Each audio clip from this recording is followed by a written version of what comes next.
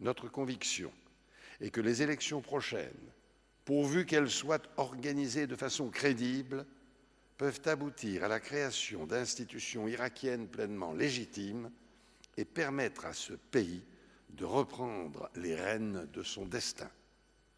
Rendre au peuple irakien, dans toutes ses composantes, sa dignité par la liberté retrouvée, lui redonner toute sa place dans la communauté internationale et lui permettre de contribuer par sa stabilité à l'équilibre de la région sont des objectifs qui rassemblent l'ensemble de la communauté internationale. Un monde complexe et mouvant, le cas de l'Iran est sans aucun doute l'urgence du moment. C'est ce qui nous a conduit avec le Royaume-Uni et l'Allemagne, en association avec l'Union européenne, en liaison avec la Russie et en pleine transparence avec les États-Unis, à proposer à Téhéran une approche fondée sur des engagements réciproques entre nos pays.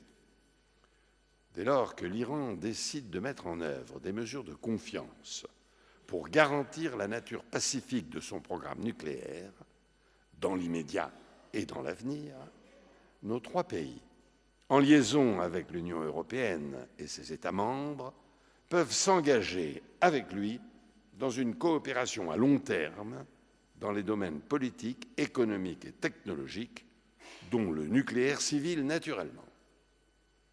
Par-delà chacune de nos nations, l'évolution même du monde.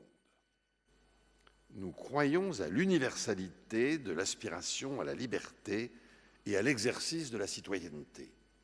Nous devons soutenir partout les réformateurs dans le respect de l'identité des peuples. Mais nous devons éviter toute confusion entre démocratisation et occidentalisation. Car si notre mémoire est parfois courte, les peuples jadis soumis à la domination de l'Occident, eux, n'ont pas oublié et sont prompts à voir dans nos actions une résurgence de l'impérialisme et du colonialisme.